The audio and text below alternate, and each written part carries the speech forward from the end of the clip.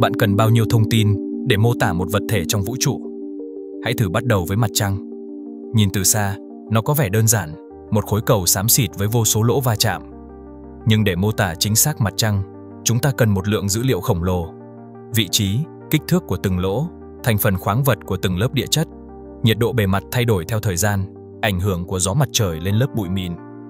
Càng đi sâu, số lượng thông tin càng tăng lên theo cấp số nhân. Nếu mặt trăng đã phức tạp như vậy, thì với một hành tinh như trái đất, có đại dương, khí quyển, sinh quyển phức tạp, chúng ta sẽ cần bao nhiêu con số để mô tả nó? Hàng nghìn tỷ, có lẽ còn hơn thế. Và nếu trái đất đã như vậy, thì còn một ngôi sao như mặt trời, với hàng triệu phản ứng nhiệt hạch diễn ra mỗi giây. Một tỉnh vân rộng hàng trăm năm ánh sáng, chứa vô số đám mây bụi và khí chuyển động phức tạp. Hay một thiên hà khổng lồ với hàng trăm tỷ ngôi sao, mỗi ngôi sao lại có hệ hành tinh riêng. Mọi thứ trong vũ trụ đều phức tạp đến mức không thể hình dung nổi. Nhưng giữa tất cả những sự phức tạp đó, có một ngoại lệ đầy nghịch lý. Lỗ đen. Lỗ đen là một trong những thực thể kỳ lạ nhất từng được biết đến. Nó có thể nặng gấp hàng tỷ lần mặt trời, hút mọi thứ vào trong mà không để lại dấu vết. Nếu một ngôi sao rơi vào lỗ đen, nó sẽ bị xé toạc, ánh sáng cuối cùng của nó cũng không thể thoát ra. Nếu một hành tinh bị kéo vào, toàn bộ lịch sử của nó, các đại dương, những cơn bão, dấu tích của sự sống đều biến mất mà không để lại dấu vết gì trong vũ trụ. Vậy mà dù có sức mạnh khủng khiếp đến thế, lỗ đen lại có thể được mô tả chỉ bằng 3 con số: khối lượng, điện tích và mô men động lượng. Điều này nghe có vẻ vô lý. Làm sao một vật thể phức tạp như một ngôi sao khổng lồ, chứa hàng triệu tỷ tỷ nguyên tử, lại có thể biến thành một thứ chỉ cần 3 con số để định nghĩa? Vậy thông tin của những thứ rơi vào lỗ đen đã đi đâu? Nó bị xóa sổ mãi mãi, hay vẫn tồn tại theo một cách nào đó mà chúng ta chưa từng hiểu? Câu hỏi này không chỉ là một vấn đề lý thuyết, nó là một trong những nghịch lý lớn nhất của vật lý hiện đại, liên quan đến bản chất thực sự của không thời gian và cả số phận của vũ trụ. Tôi là Kitten, và bạn đang xem Kitten Explorer. Hôm nay, chúng ta sẽ khám phá xem điều gì có thể tồn tại bên trong lỗ đen, nghịch lý thông tin của lỗ đen và những bí ẩn sâu sắc nhất về lỗ đen và vũ trụ. Liệu có cách nào để hiểu được điều gì đang xảy ra sau ranh giới của đường chân trời sự kiện này? Và nếu bạn yêu thích khám phá vũ trụ thiên văn và những điều bí ẩn, đừng quên đăng ký kênh để không bỏ lỡ những video hấp dẫn tiếp theo. Cảm ơn bạn rất nhiều. Vào những năm 1780, vị trí của một linh mục nông thôn trong giáo hội Anh không đòi hỏi quá nhiều trách nhiệm. Họ có một cuộc sống khá nhàn nhã với thu nhập ổn định, một ngôi nhà rộng rãi và cả những người hầu giúp việc. Một số linh mục tận hưởng cuộc sống an nhàn, trong khi những người khác tận dụng khoảng thời gian dồi dào để đào sâu suy nghĩ về thế giới xung quanh. Mục sư người Anh John Michell là một trong số những người như vậy. Michell đã dành nhiều thời gian nghiên cứu lực hấp dẫn, một lĩnh vực đã có những bước tiến lớn sau công trình của Isaac Newton vào thế kỷ trước. Newton khẳng định rằng lực hấp dẫn là một lực phổ quát, tác động lên mọi vật có khối lượng và ảnh hưởng đến chúng tức thời. Không gì có thể thoát khỏi lực hấp dẫn, ngay cả ánh sáng. Michell đã suy ngẫm về điều này. Lý thuyết của Newton cho rằng ánh sáng được tạo thành từ các hạt nhỏ, mà ngày nay chúng ta gọi là photon. Nếu ánh sáng thực sự có bản chất là hạt và lực hấp dẫn là phổ quát, thì ánh sáng cũng phải chịu tác động của lực hấp dẫn. Điều này dẫn Michell đến một câu hỏi táo bạo. Liệu có tồn tại những thiên thể có lực hấp dẫn mạnh đến mức ngay cả ánh sáng cũng không thể thoát ra? Michell đã biết rằng ánh sáng di chuyển với tốc độ rất nhanh. Trước đó, nhà thiên văn học James Bradley đã xác định chính xác tốc độ ánh sáng vào đầu thế kỷ 18 bằng cách nghiên cứu hiện tượng quàng sai của ánh sáng từ các ngôi sao xa. Khi trái đất di chuyển trên quỹ đạo, sự kết hợp giữa vận tốc quỹ đạo và vận tốc ánh sáng gây ra sự sai lệch ánh sáng, làm thay đổi rất nhỏ vị trí quan sát thấy của các ngôi sao.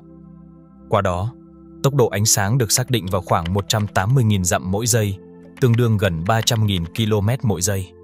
Ngoài ra, Michell cũng hiểu rõ cách xác định vận tốc thoát, một khái niệm quan trọng trong cơ học hấp dẫn. Khi một vật thể được ném lên cao, nó sẽ rơi xuống do lực hút của hành tinh. Nhưng nếu vận tốc đủ lớn, nó có thể thoát khỏi lực hút đó và tiến vào không gian. Đây chính là vận tốc thoát, tốc độ tối thiểu cần thiết để vượt qua lực hấp dẫn của một thiên thể.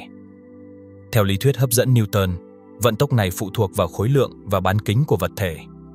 Chẳng hạn, để rời khỏi mặt trăng, bạn cần vận tốc khoảng 2,4 km trên giây.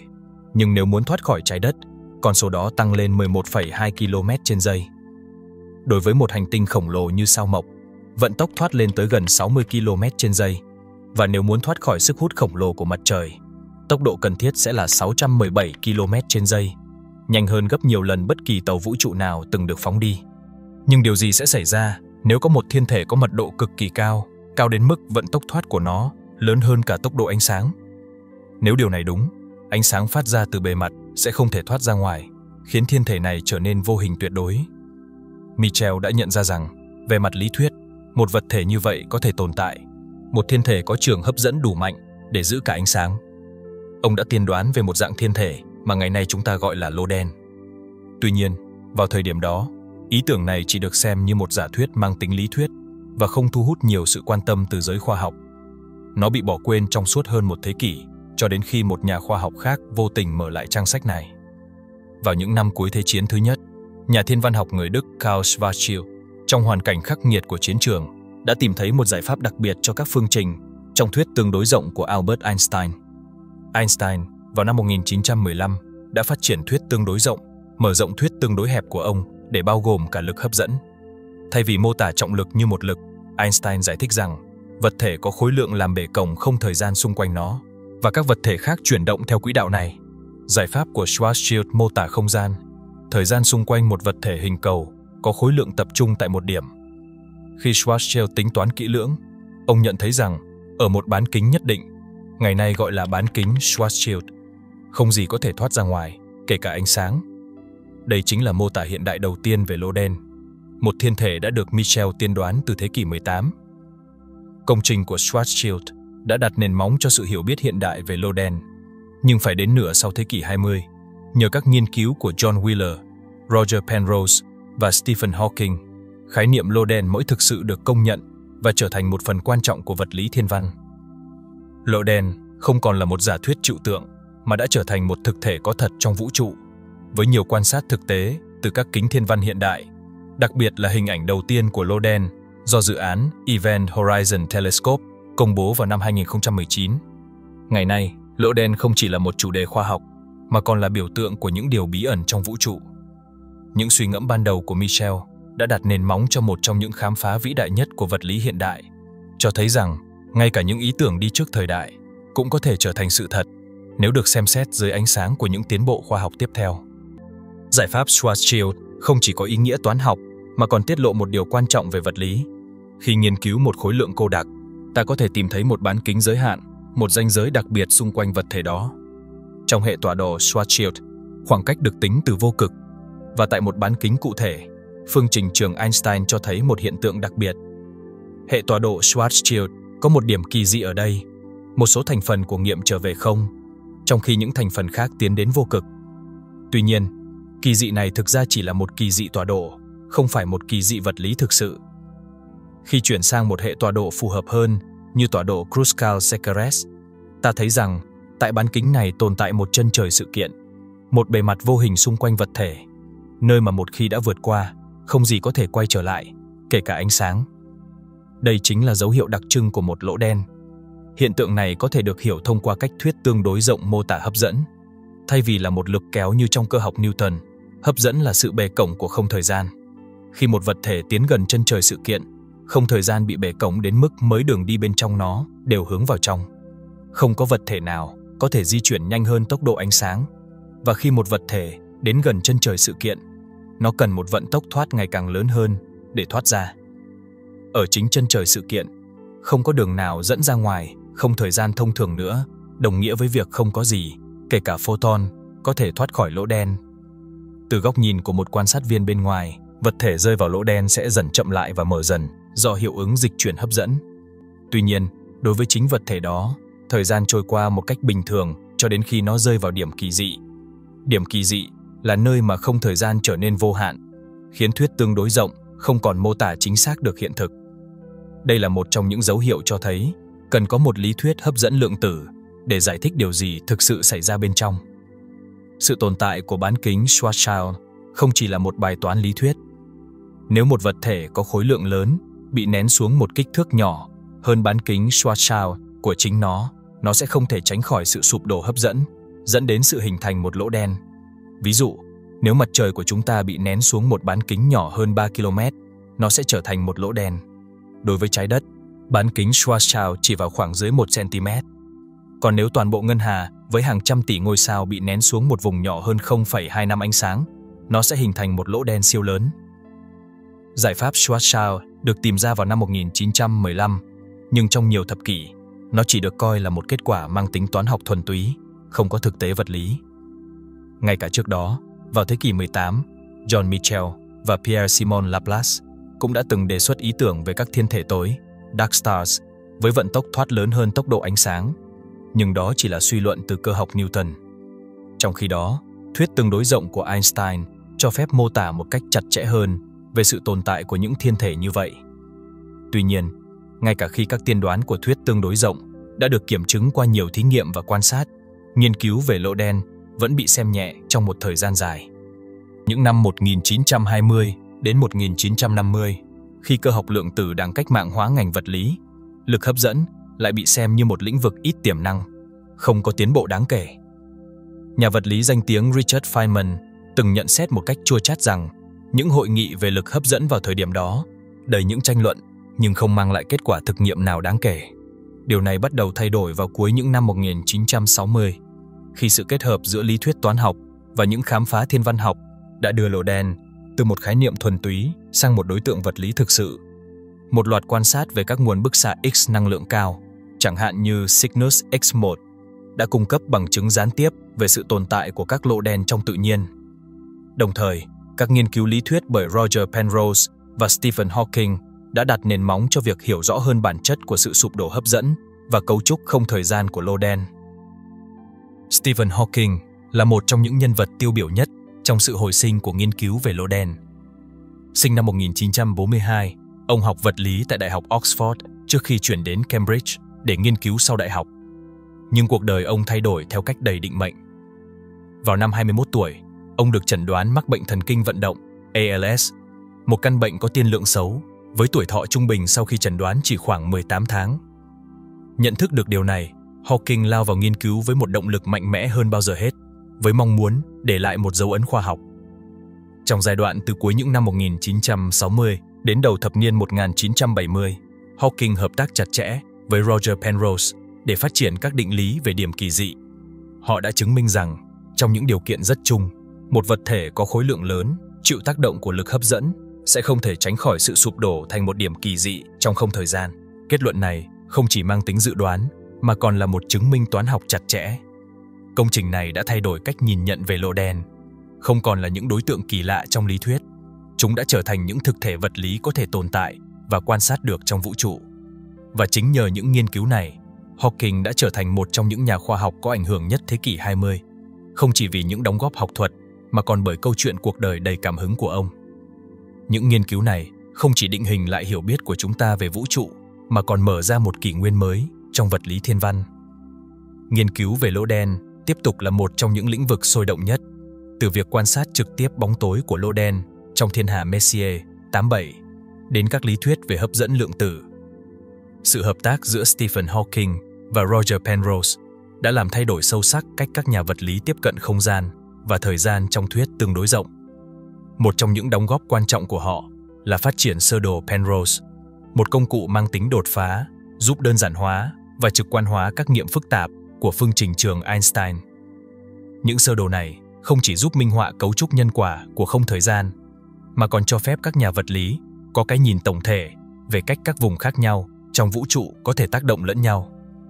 Trong cách biểu diễn này, ánh sáng luôn di chuyển theo các đường có góc 45 độ, cho phép xác định rõ ràng những vùng nào có thể ảnh hưởng đến vùng nào trong không thời gian. Đặc biệt, trong bối cảnh lỗ đen, sơ đồ Penrose giúp hình dung rõ ràng đường chân trời sự kiện như một ranh giới, mà từ đó không có thông tin nào có thể thoát ra để liên hệ nhân quả với vùng không gian bên ngoài. Khi sức khỏe Hawking ngày càng suy yếu, trí tuệ của ông lại vươn xa hơn bao giờ hết, khám phá những điều kỳ diệu của vũ trụ. Ông nhận ra rằng những lỗ đen vốn trước đây chỉ là khái niệm lý thuyết trên giấy, có thể thực sự tồn tại trong thiên hà. Cùng thời điểm đó, sự tiến bộ trong công nghệ thiên văn mở ra những cơ hội mới. Với các kính thiên văn đặt trên vệ tinh, lần đầu tiên con người có thể quan sát vũ trụ mà không bị bầu khí quyển trái đất cản trở, đồng thời mở rộng phạm vi quan sát từ ánh sáng khả kiến sang các dải bức xạ khác như tia X. Và điều bất ngờ đã xảy ra. Bầu trời trong bước sóng tia X không hề trống rỗng như người ta từng nghĩ, mà trái lại, vô cùng náo nhiệt với vô số nguồn phát bức xạ mạnh mẽ. Trong số đó, một nguồn sáng đặc biệt nổi bật lên, Cygnus X1. Cygnus X1 là một nguồn tia X mạnh, cực kỳ nhỏ gọn, đặt ra một câu hỏi lớn. Điều gì có thể tạo ra một lượng lớn tia X từ một vùng không gian nhỏ như vậy? Dữ liệu thu được chỉ ra rằng có một vật thể vô hình với khối lượng rất lớn đang hút vật chất. Từ một sao đồng hành, gia tộc chúng đến vận tốc cực cao và tạo ra bức xạ X khi chúng xoáy vào một vùng không thời gian dày đặc. Sự tồn tại của một lỗ đen nhỏ gọn chính là lời giải thích hợp lý nhất. Khám phá này đã đánh dấu cột mốc quan trọng, cung cấp bằng chứng quan sát đầu tiên về sự tồn tại thực tế của lỗ đen.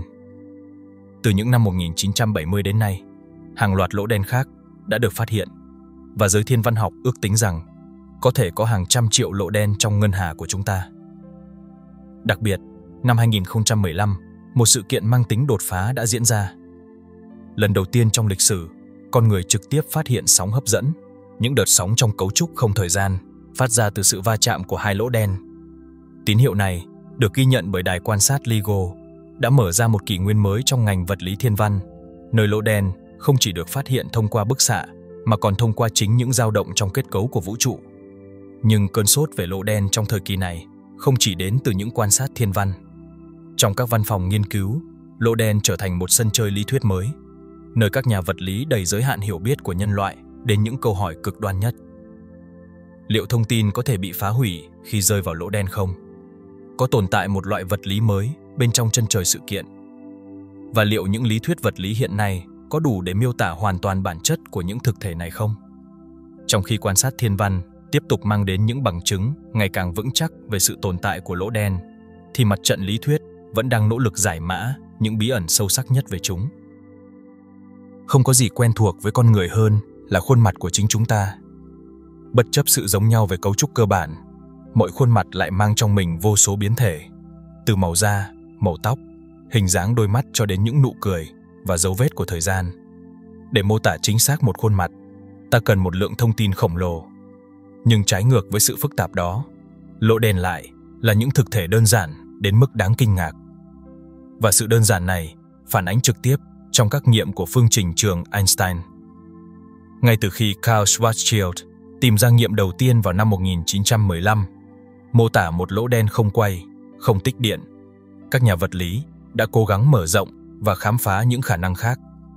Một trong những phiên bản tổng quát hơn xuất hiện không lâu sau đó là nghiệm Reissner-Nordström, mô tả một lỗ đen có điện tích. Tuy nhiên, phải đến gần 50 năm sau, vào năm 1963, một bước tiến quan trọng mới được thực hiện khi Roy Kerr tìm ra nghiệm mô tả một lỗ đen quay, hay còn gọi là nghiệm Kerr. Lỗ đen Kerr không chỉ có khối lượng mà còn mang mô men động lượng, khiến nó trở thành một thực thể năng động hơn nhiều so với nghiệm Schwarzschild. Hãy tưởng tượng một vụ công ba lê vũ trụ với khối lượng khổng lồ xoay tròn với tốc độ chóng mặt.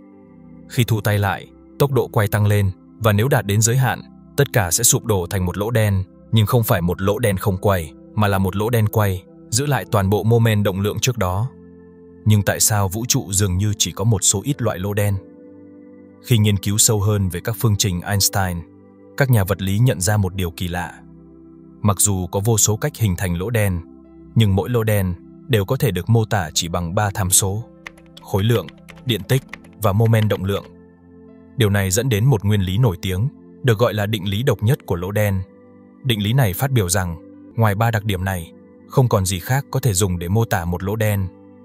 Điều này hoàn toàn khác biệt so với các vật thể thiên văn khác.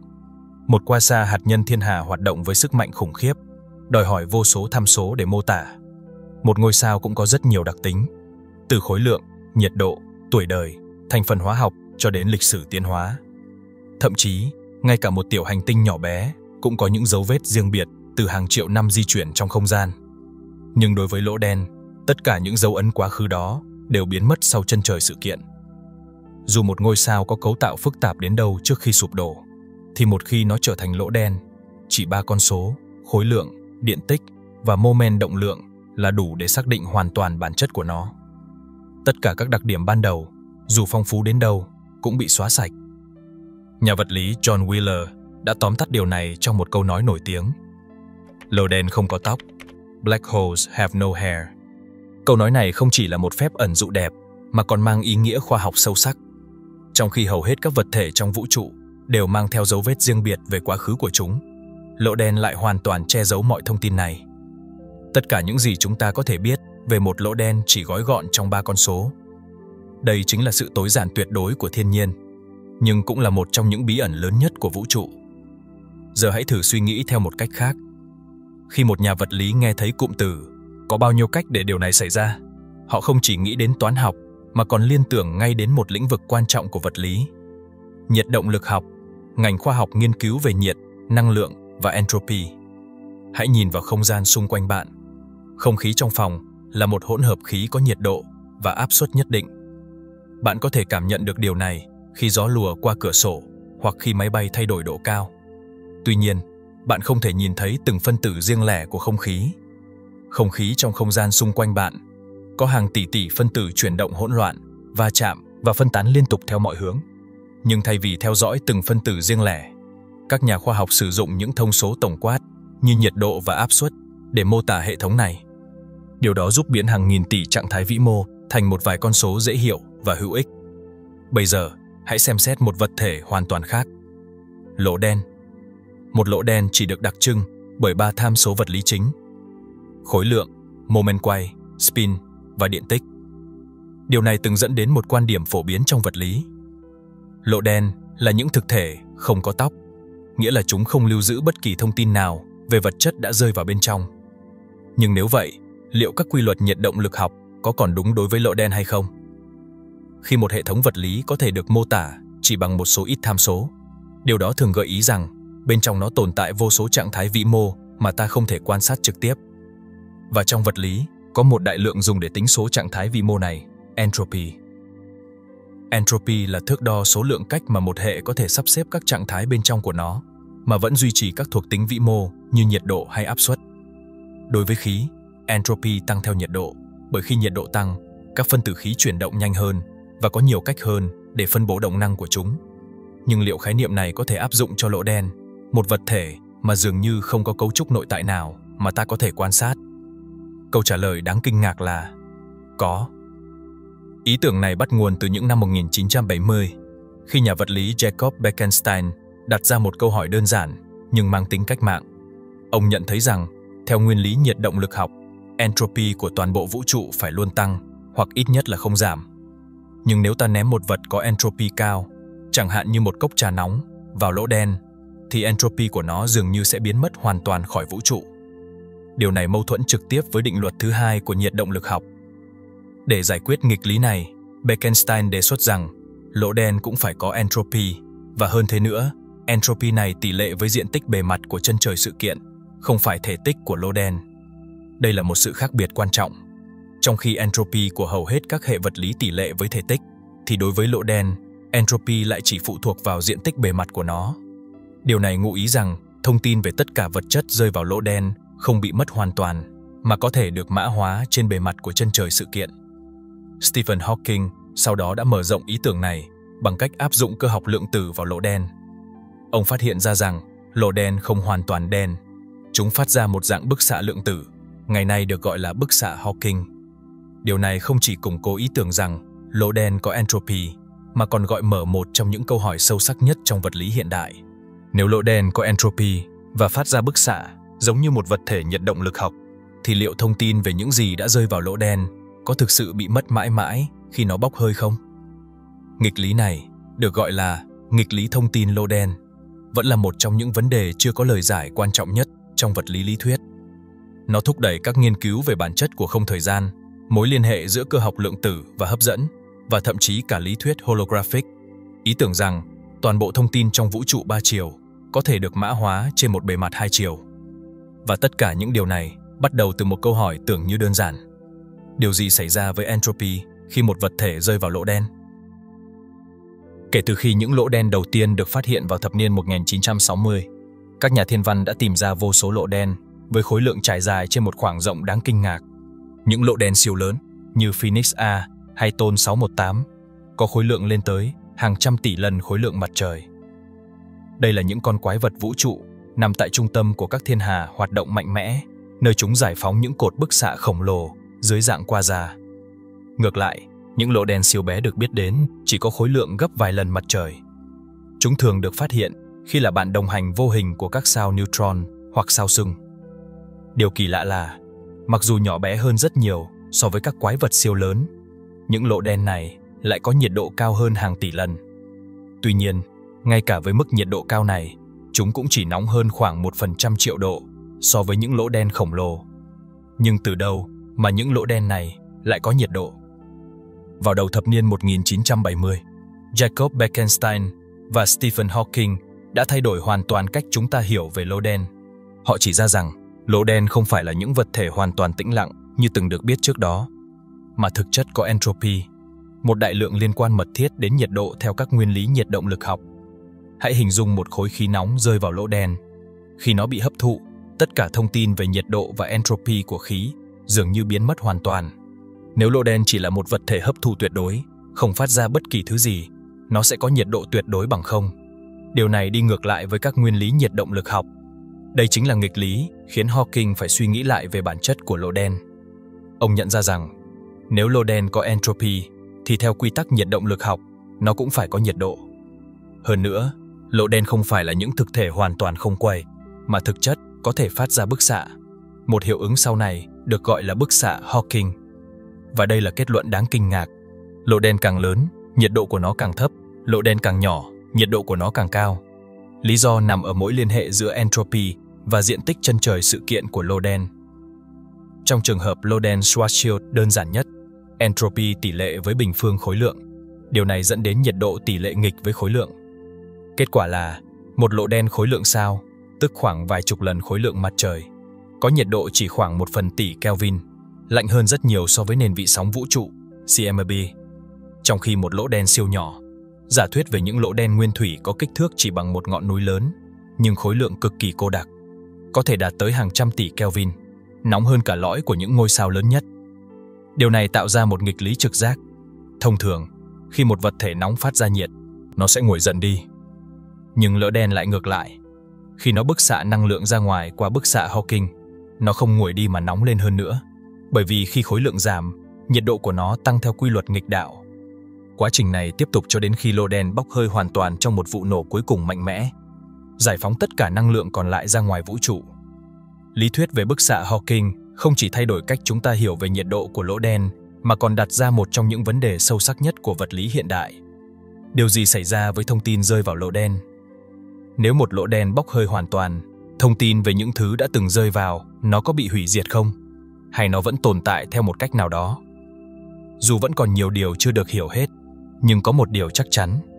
Trong thế giới của lỗ đen, những thứ nhỏ bé lại có thể nóng bỏng và dữ dội hơn những gã khổng lồ, thách thức mọi trực giác của chúng ta về cách vũ trụ vận hành. Nhưng tại sao một lỗ đen, vốn được xem là cỗ máy hủy diệt tuyệt đối, nơi ngay cả ánh sáng cũng không thể thoát ra, lại có thể phát ra bức xạ? Một vật có nhiệt độ đồng nghĩa với việc nó có thể truyền nhiệt. Nếu bạn đặt tay gần một lò nướng, bạn sẽ cảm nhận được sức nóng mà không cần chạm vào. Đó là vì các photon, các hạt ánh sáng, mang năng lượng từ lò nướng đến tay bạn. Trong vật lý, nhiệt độ được hiểu là thước đo mực năng lượng trung bình của các hạt trong một hệ thống. Nhưng đây chính là điểm mâu thuẫn. Lỗ đen từ lâu đã được cho là những thực thể nuốt chửng mọi thứ, không phát ra bất cứ gì, kể cả ánh sáng. Vậy làm sao một thứ hoàn toàn đen tối lại có nhiệt độ? Sự thay đổi đến khi các nhà vật lý phát hiện rằng lỗ đen có entropy, một đại lượng dùng để tính toán độ hỗn loạn của hệ thống. Theo định luật thứ hai của nhiệt động lực học, bất kỳ vật thể nào có entropy thì cũng phải có nhiệt độ, và bất kỳ thứ gì có nhiệt độ thì phải phát ra một dạng bức xạ nào đó. Nhưng bức xạ này đến từ đâu, khi mà mọi thứ rơi vào lỗ đen đều không thể thoát ra? Câu trả lời nằm trong một phát hiện mang tính cách mạng của Stephen Hawking vào những năm 1970. Lỗ đen thực sự phát ra bức xạ, ngày nay được gọi là bức xạ Hawking. Theo cơ học lượng tử, chân không không thực sự trống rỗng, mà liên tục có những hạt, phản hạt sinh ra và triệt tiêu lẫn nhau. Gần chân trời sự kiện của lỗ đen, một trong hai hạt của cặp này có thể rơi vào lỗ đen, trong khi hạt còn lại bay ra ngoài, tạo ra một dòng bức xạ yếu ớt. Để hiểu vì sao lỗ đen có thể phát ra bức xạ, chúng ta cần xem xét nguyên lý bất định Heisenberg, một trong những nền tảng của cơ học lượng tử. Theo nguyên lý này, ngay cả khoảng không gian trống rỗng cũng không hoàn toàn là hư vô. Chân không của lượng tử luôn chứa những dao động năng lượng ngẫu nhiên, tạo ra các hạt, phần hạt trong thời gian cực kỳ ngắn trước khi chúng hủy nhau và trả năng lượng lại cho không gian. Nhưng điều gì sẽ xảy ra nếu một cặp hạt đối nghịch xuất hiện ngay tại rìa của chân trời sự kiện, ranh giới không thể quay lại của lỗ đen? Trong một số trường hợp, một hạt có thể rơi vào trong lỗ đen, trong khi hạt còn lại có đủ năng lượng để thoát ra ngoài trước khi bị hủy. Khi điều này xảy ra, hạt thoát ra sẽ mang theo năng lượng, làm cho lỗ đen mất một lượng khối lượng tương ứng. Đây chính là cách mà lỗ đen có thể bốc hơi qua thời gian nếu không có vật chất nào bổ sung vào nó. Do sự bức xạ này, lỗ đen có một nhiệt độ xác định, tỷ lệ nghịch với khối lượng của nó. Những lỗ đen càng nhỏ, nhiệt độ của chúng càng cao và chúng phát bức xạ mạnh hơn. Trong vũ trụ ngày nay, hầu hết các lỗ đen siêu lớn ở trung tâm thiên hà có nhiệt độ cực kỳ thấp, thấp hơn cả nhiệt độ của bức xạ nền vũ trụ, khiến chúng gần như không thể quan sát được. Nhưng những lỗ đen nhỏ hơn có thể bốc hơi nhanh hơn, và trong những giai đoạn cuối cùng, chúng sẽ phát ra một lượng bức xạ khổng lồ trước khi biến mất hoàn toàn. Điều này đặt ra một câu hỏi lớn. Nếu lỗ đen thực sự có thể bốc hơi, vậy cuối cùng thông tin rơi vào đó sẽ đi về đâu? Đây là vấn đề nghịch lý thông tin lỗ đen, một trong những bí ẩn quan trọng nhất của vật lý hiện đại, và cho đến nay vẫn chưa có lời giải đáp hoàn toàn thỏa đáng. Ngồi trên bề mặt của không gian chân không này, ta nhận ra rằng nó không chỉ đơn thuần là một vùng trống trải kéo dài vô tận. Không gian quanh một lỗ đen không phải là một khoảng không tĩnh lặng, mà luôn chịu tác động mạnh mẽ của trường hấp dẫn. Chúng ta chỉ đang xem xét vùng không gian bên ngoài chân trời sự kiện, rìa giới hạn nơi mà bất kỳ thứ gì vượt qua sẽ không thể quay lại. Trường hấp dẫn của lỗ đen không ngừng kéo mọi thứ về phía nó, tạo ra một hướng ưu tiên trong cấu trúc không gian, hướng vào bên trong. Đây chính là cơ chế làm phát sinh bức xạ Hawking. Khi một hạt rơi vào lỗ đen, nó mang theo năng lượng âm theo cách nhìn của một quan sát viên bên ngoài, trong khi hạt còn lại mang năng lượng dương và thoát ra ngoài. Định luật bảo toàn năng lượng yêu cầu rằng để bù đắp cho sự mất mát này, lỗ đen phải giảm khối lượng của chính nó. Theo thời gian, sự phát xạ này dẫn đến sự mất mát dần dần của lỗ đen, quá trình mà ta gọi là sự bốc hơi của lỗ đen. Nếu lỗ đen có thể bốc hơi hoàn toàn qua bức xạ Hawking, điều gì sẽ xảy ra với tất cả thông tin đã từng rơi vào nó? Trong cơ học lượng tử, thông tin không bao giờ bị mất đi hoàn toàn. Bất kỳ quá trình nào cũng có thể được truy ngược lại để xác định trạng thái ban đầu. Tuy nhiên, bức xạ Hawking lại có dạng nhiệt thuần túy, không chứa dấu hiệu nào của thông tin gốc. Điều này dường như ám chỉ rằng thông tin bị hủy diệt hoàn toàn khi lỗ đen biến mất, một kết luận gây tranh cãi vì nó mâu thuẫn với nguyên lý cơ bản của cơ học lượng tử. Câu hỏi này đã khiến các nhà vật lý tranh luận suốt nhiều thập kỷ. Liệu thông tin có thể được mã hóa theo cách nào đó trong bức xạ Hawking mà ta chưa hiểu? Hay thực sự có một cơ chế nào đó cho phép thông tin thoát ra theo cách không ngờ tới? Cuối cùng, một hướng đi mới xuất hiện từ một phát hiện khác. Entropy của lỗ đen không tỷ lệ với thể tích của nó, mà với diện tích bề mặt chân trời sự kiện. Đây là manh mối đầu tiên dẫn đến một nguyên lý sâu sắc hơn, nguyên lý toàn ảnh, Holographic Principle. Nguyên lý này gợi ý rằng toàn bộ thông tin chứa trong một vùng không gian 3 chiều có thể được mã hóa trên một bề mặt 2 chiều bao quanh nó. Điều này không chỉ giúp giải quyết nghịch lý thông tin lỗ đen, mà còn có ý nghĩa to lớn đối với cách chúng ta hiểu về vũ trụ.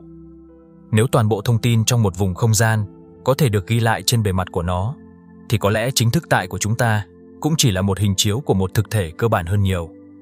Đây là một trong những bước tiến quan trọng trong việc kết nối hấp dẫn lượng tử với lý thuyết thông tin, mở ra những hướng nghiên cứu đầy hứa hẹn về bản chất sâu xa của vũ trụ.